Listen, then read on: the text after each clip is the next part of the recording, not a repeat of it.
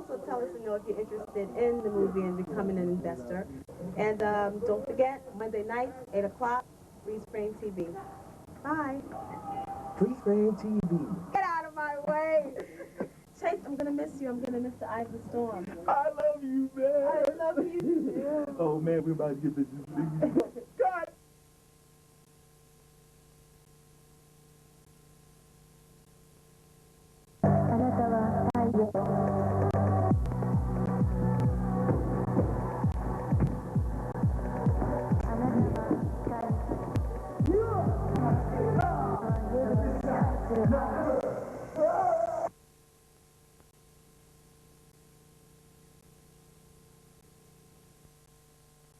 From Alan Bruckner Studios here in the Upper West Side of Manhattan.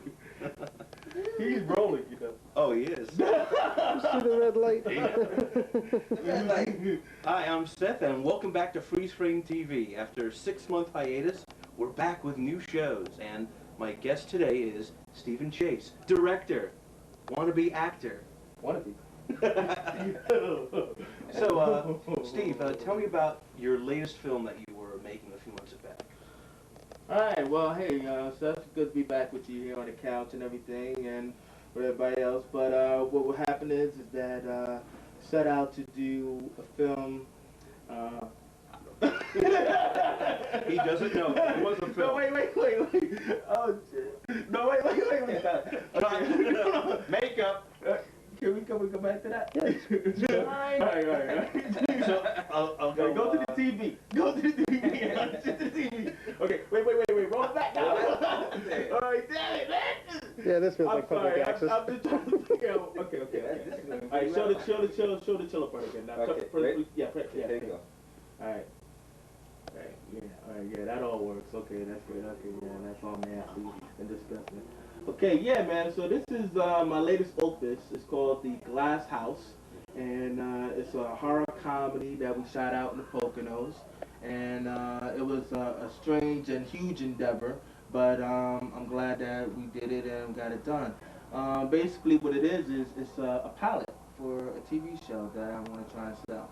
And basically the show is called The Royalty Boys, about, growing up black in the 70s and everything, and that's what this guy back here is here for, my best friend from the old gang and stuff. And what we wanted to do was we wanted to do the show, but instead of doing them at the actual age of like 14 or 15 and setting it in the 70s, we didn't have the budget for that. So like what we decided to do was we decided to get, contemporary actors, do it more modern day, and shoot out in the Poconos and, create this horror comedy kind of like the Bowery Boys. So is this a semi-biographical? Everybody always said that it was a semi-autobiographical, whatever that word is. And, it's kind of like Dawson's Creek and everything, where it's like doing my life story. But no, not really. No, because basically what I wanted to do was do an adventure of like young black teenagers doing it in a soap opera kind of way, where like one guy's in love with a girl and the other guy, can't, say his feelings, and it's just to show that people are the same all over, and these people just happen to go to like right now they're going up the steps into this haunted house, and it's just like a regular episode on UPN or something. You know what I'm saying? I mean, like it's like a bunch of black people going up to a haunted house, and hijinks happen, but it's not body comedy. A lot of hijinks. So maybe if anyone from UPN is watching this show, well, talk to Well, Steve not really. Chase. I'd rather somebody from the WB watch this show. Okay, someone from WB. Well, there goes that plug. Well, I mean, like, the thing about it is, no, it's because it's very much like a teenage soap opera, but, most of the characters are black. There's some white characters, Spanish characters and everything, but, I mean, there's no such thing as an all, one race world kind of thing. And can you tell me some of the names of the actors that are in this film? Well, basically, what it is I got a bunch of, actors from theater and, films, and, the lead character playing Keith is, Dewan, what's his name? Dewan, what's his name? Oh, shit. He just goes under the name Dewan. Like Cher, he goes under one name. Okay, it's He's a Dewan. one name. It's Sam. No. Oh yeah, that's right. Sam. Newton. Oh, that's a good shot. Andre. Right there. See, right here is where they're doing the caretaker is telling the ghost story, and he's telling about the monster that lives in the walls. And as you can see, you know, it's really great lighting setup, and with the music and everything, the mood is all set. And you know, so he's telling the gang, and of course they don't believe him, you know, and everybody dressed like for Halloween and stuff, and that's what's happening in this scene. So this is right before hijinks happen. And this is all for behind the scenes for Glass Houses that was done, shot back in, I believe, in November, something like that. It was in November. I guess it depends on who you talk to. Like, if you talk to Stag, it was shot. It was shot in '97. You know what I'm saying? So let's leave it at that. It was shot sometime back then. 97. Yeah, that's right. 97. Somewhere in the Poconos. Yeah, somewhere in the Poconos. You know? A home that you'll probably never be allowed to use again. Yeah, exactly. But you know, this is a really cool scene right here. It's like when this character is the character of Nichols, and he's searching for his girlfriend in the dark. And see, what happens is that this guy, something happens to this guy. You know, and it's very much like Scooby-Doo, because, like, you know, he doesn't believe what's going on, and the door slowly opens, and it's like, he's like, yo, come on, man, he's trying to play it from Brooklyn and everything, and he gets snatched up. And, you know, that's what happens. I can't tell you what happens, but, you know, basically, that's where the horror begins, because instead of a body count movie, you know, only a few things happen. Now, from what I remember, there were a lot of good-looking actresses on this shoot. Yeah, I remember that. Another trademark of a Steve Chase film. Well, no, that's that's true. That's why I like working with him. Well, like in this scene right here, you know, this is Jennifer Parmley, and I That's worked my with baby. her on a movie called Light Butter Baby. And, you know, she's a really good actress and everything, and so at this point, she's trying to remount the guy, What's his name again? David Lassiter. Oh, right. And, you know, he's playing the crazy wolf, and he's actually interested in her. And so she's right now telling him how, yo, you ain't gonna get nothing from me, you know? So it's like you can stop all this scary stuff and all this spook hijinks in the night, you know, bumps and everything, because it ain't gonna happen. It ain't gonna happen between us and everything. But then when she's ranting and raving, then he realizes, wait a minute, hold on, there's something really wrong going on here. And that's what's happening in this scene here. And, you know, that's when you start to realize that murder is a foul. So basically, only really a few characters buy into the story that the caretaker tells, and the rest say, oh, come on, you're crazy.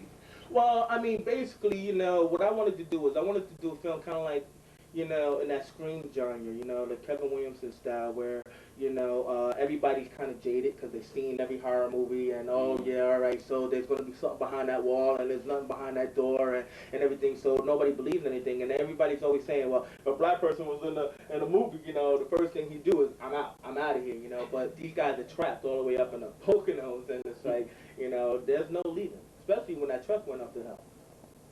But we won't mention that. There you go. And stuff, you know, hey, roll that back for a minute. You know, so like, yeah, so that's what happens. So what happens is they don't want to believe anything's gonna happen, and then it happens, you know, and slowly but surely, you know, and there's some interesting things that are going on. I mean, there's this monster in the walls, he's hiding outside, and then they had this whole like Inspector Clouseau deal where, you know, Dwan playing the character of Case, the lead guy, you know, he's starting to tell everybody, yo, hey, what's up? See, that's the part I wanted to see. All right, roll that back again. Yeah, so he's telling everybody, you know, like he's got everybody all in the room.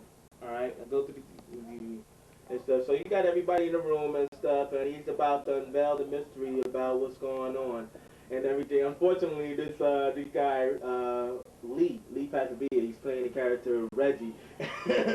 He's trying to say, yo, man, look at it. And everybody's like outraged, you know, and they start to jump on this guy. Now, the funny thing here is, now this is supposed to be funny, but I remember somebody gave me a comment was, yo, man, how can all the black guys just jump on the one white guy?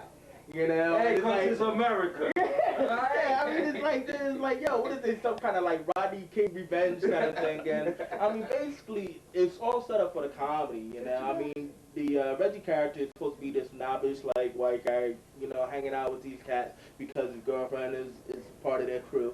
And like, you know, he's kind of like the dopey kind of guy. So when he says the wrong thing, everybody's all like outraged, and they just need to like rant. And so when it's done off camera. Like right there, you can see that they all pile on him, and they're not really hurting him, but it's supposed to be just one of those comic elements. I mean, that's comedy. Yeah. It's comedy. You know, so it was no racial intent at all, you know. So, I mean, I just felt I had to say that.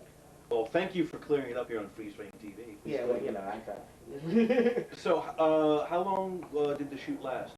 Oh man, the shoot was, I mean, it was longer than like, it was longer than hell in the high water. I don't know.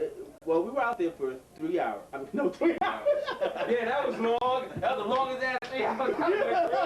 Okay, we were out there for 3 days. So it's like 72 straight hours. Yeah. And like, what happened was that we just had to shoot overnight. I mean, unfortunately, you know, I've been here before, Seth, where it's like I was gonna work on a movie and I was looking for financing. You remember that when we were doing that Vampire Living Hookers in the Bronx? Which unfortunately still hasn't hit the screen. Unfortunately, but you know what though? I was looking in the Hollywood Reporter and somebody's making a movie called Vampire Lesbian Kickboxers. Super.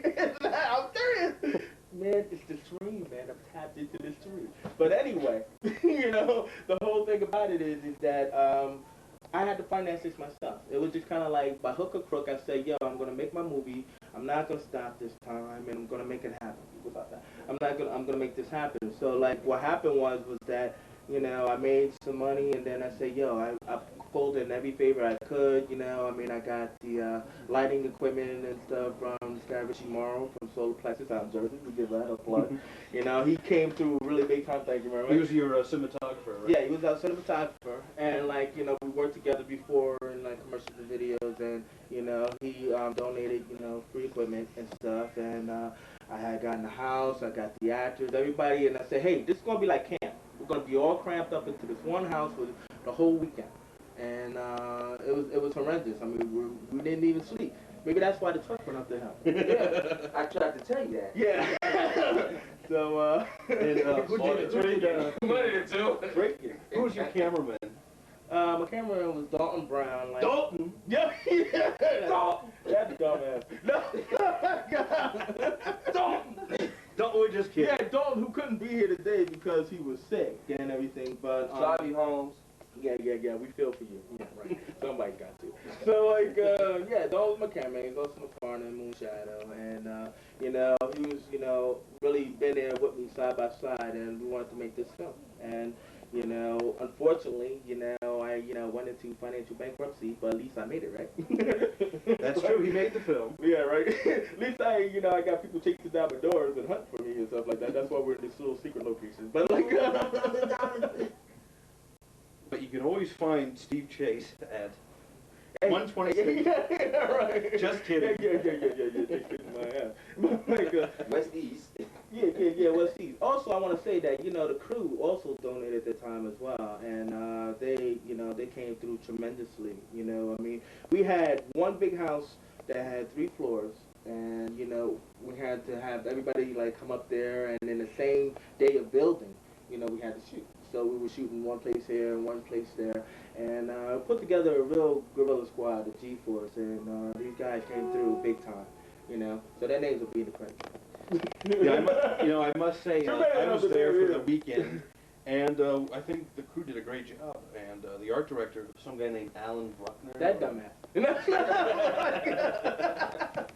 Some guy named Alan Bruckner did. Yeah, some guy named Alan Bruckner. You know, the guy who doesn't want his name mentioned, never wants to be on camera and everything, you know. But, you know, I must say something about Alan Bruckner, you know, not because we're in his place. But, like, nah, man, you know, I mean, Alan's come through a lot of times on most of the jobs, you know. He's a really great art director, and then he's out there. He's, like, there from the beginning to the end, you know. And, like, from day one, from the treatment, from storyboards, you know, he's out there shopping his little ass off, you know what I'm saying? I can say ass off. Yeah, he's cable. Yeah, it's cable. But enough about Alan. Yeah, enough about that. He's like, yo, my family might be watching. Yeah. Super. Yeah, okay, whatever. So do you have a target release date for this film? Yeah, well, see, unfortunately, what happened was when we shot this in December of like whatever year it was, we were hoping that to hit pilot season, which it is right now. So unfortunately, we're still in post, but at least we did get it shot. So what we did was we managed to track down, you know, a lot of the companies from the NATB convention and you know, different distributors and everything, and everybody's just waiting to see it. Unfortunately, that's the whole part about this world is everything visual. You know? I was gonna mention that you should take it to the NAFTA convention